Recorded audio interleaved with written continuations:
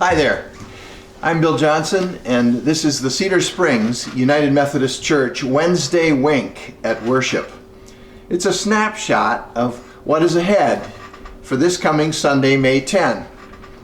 It's a day for celebrating Mother's Day, or in some circles, the Festival of the Christian Home. This weekend, if not literally, perhaps in some form of virtual communication, or maybe through memory of a mother figure, the idea of motherhood is brought into sharp focus. Everyone has a personal history, and we recognize there is deep emotion connected to even just the word mother. The good that comes along with this holiday we celebrate, and the unfortunate, if there be any, we place in God's hands, knowing God's intention for parenting is that all of God's children be nurtured in a healthy and wholesome way. One good thing about having a faith community is that there are opportunities for enjoying surrogate relationships as the community gathers, as there are connections for young and old and in between, to create life-giving connections. I hope you have that kind of community near you, and if not, please reach out to us. We're here to help. Today I'm going to read a passage from Luke's remarkable history known as the Acts of the Apostles. It's a story about Paul on one of his missionary journeys.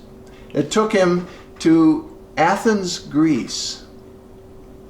So let's see if we can set up some background for this speech by Paul in Athens.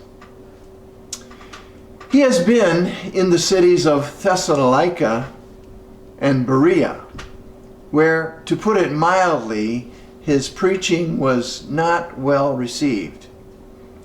An overly simplified explanation would be to say that folks in those cities were angry with his sermons because he upset the status quo of both the religious and the non-religious.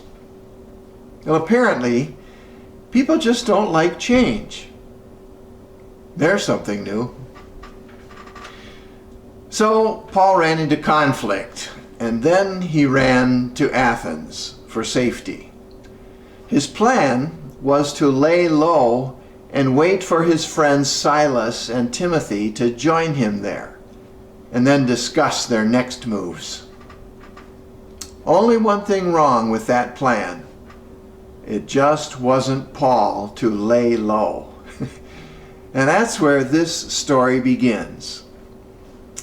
I thought I'd read from Eugene Peterson's The Message because of the way he tells this story in a familiar tongue, sort of like Paul did in Athens. But I'm getting ahead of myself. Listen for the Word of God spoken through the words of Eugene Peterson in The Message, Acts 17, verses 22 through 31. So Paul took his stand in the open space at the Areopagus and laid it out for them. It is plain to see that you Athenians take your religion seriously. When I arrived here the other day, I was fascinated with all the shrines I came across, and then I found one inscribed, "To the God Nobody Knows." Well, I'm here to introduce you to this God so you can worship intelligently, know who you're dealing with. The God who made the world and everything in it, this master of sky and land, doesn't live in custom-made shrines or need the human race to run errands for him, as if he couldn't take care of himself. He makes the creatures. The creatures don't make him.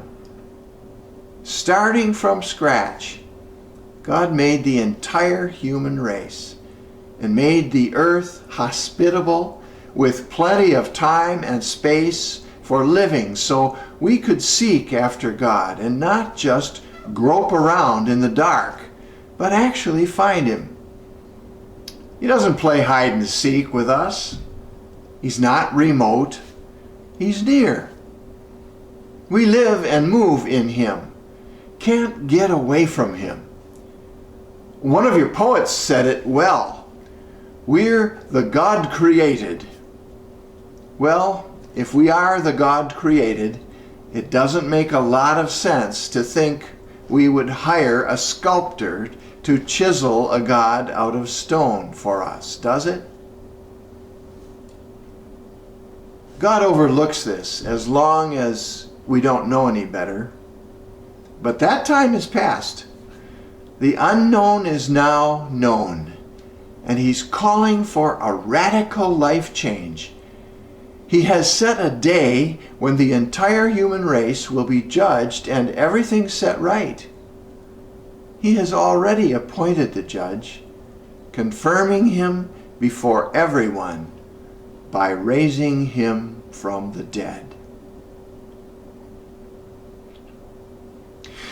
So Paul is led into the heart of the city to a place called the Areopagus. If you like reading the King James Version of the Bible, you know this place as Mars Hill. Some churches have chosen that name for themselves, and for good reason. And you could look into that if you're interested. But to be quite blunt, Paul is not laying low. In fact, he moves onto center stage. Poor Paul, after being hit by the gospel of Jesus, smacked so hard he fell off his horse. Let's put it this way. Now, if Paul were salsa, he would not be labeled mild. So, here's Paul in Athens, where he went to be safe, and instead, he's spicing it up again. And he clearly has something stuck in his craw. He visits a few synagogues, has coffee and biscuits in cafes with a handful of townies, and then one day they say, this guy is ready for the big deal. Athens, in the old world, was a magnet for intellectuals, where folks would go to engage in philosophy. You could say it was a major league sport in Athens. In baseball, Athens was the show. People would test their debate skills, explore the meaning of $10 words, and argue with each other until the dinner bell rang and they'd shuffle off home to figure out their next moves tomorrow. And Mars Hill, or the Areopagus, was Yankee Stadium. That's where Paul goes to lay low? Who are we kidding? There's something else to remember too. Paul was no slouch with $10 words, as we can see from some of his New Testament letters. In fact, you could say that when Paul strolled into the city square, it was a perfect storm for him. First, he's distressed over what appeared to have been failure in Thessalonica and Berea. Two, he's fidgety over the fact that he had to wait for his friends, and to complete the trifecta, everywhere he turns, there are idols set up, graven images, statues, shrines to every conceivable god known, plus one. One shrine bears the title, "To the Unknown God," or as Peterson says, the God nobody knows. The Athenians are covering all their bases, erecting monuments to every god, sun, moon, stars, sea, fertility, harvest, war, peace, you name it.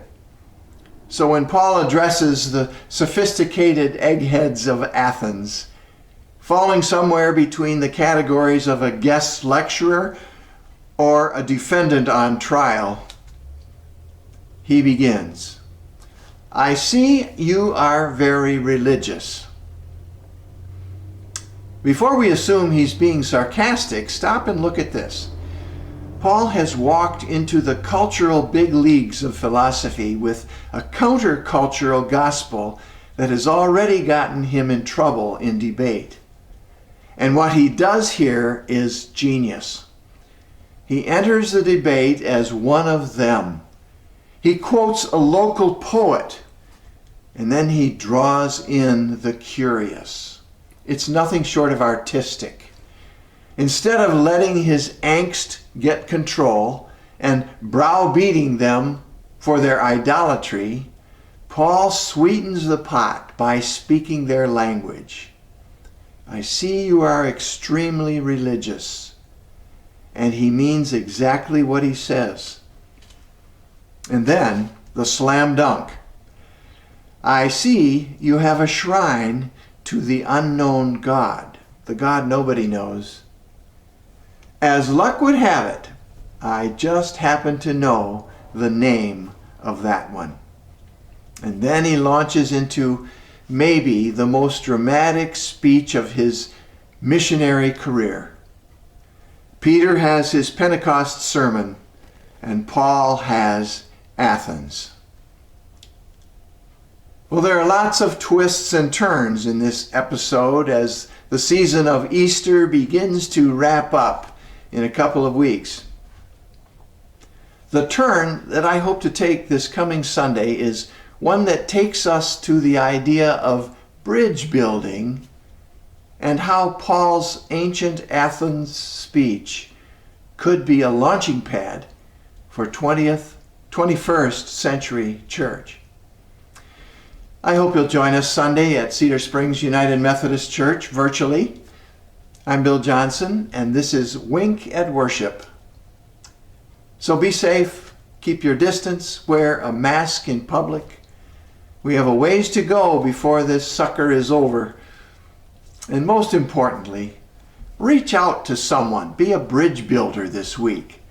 The God you know may be unknown to someone in your circle. Someone out there within your reach is aching to find out what you know about this God. The one Paul says, in whom we live and move and have our being. You maybe have heard of or seen the 1977 movie A Bridge Too Far. Depicts one of the most important battles of World War II. The phrase, a bridge too far, has become an idiom to mean something that is too ambitious, overreaching. The resurrection of Jesus might be too much for some people in modern culture because, regrettably, the third consecutive generation is growing up with very little biblical background. That's on those of us who have failed to preach and teach in such a way that connect with folks outside the church. Is it too ambitious for the church to preach the empty tomb in a world that has difficulty believing anything that runs counter to their experience? You have to admit, there's an element in society that simply refuses to believe anything beyond their own vision, maybe even their own opinion. Yet, that doesn't excuse the church from mission with people who don't speak the same language. So, the question for the week is, what would it mean for Easter people to build a bridge just far enough? Hope to see you in church. Grace and peace.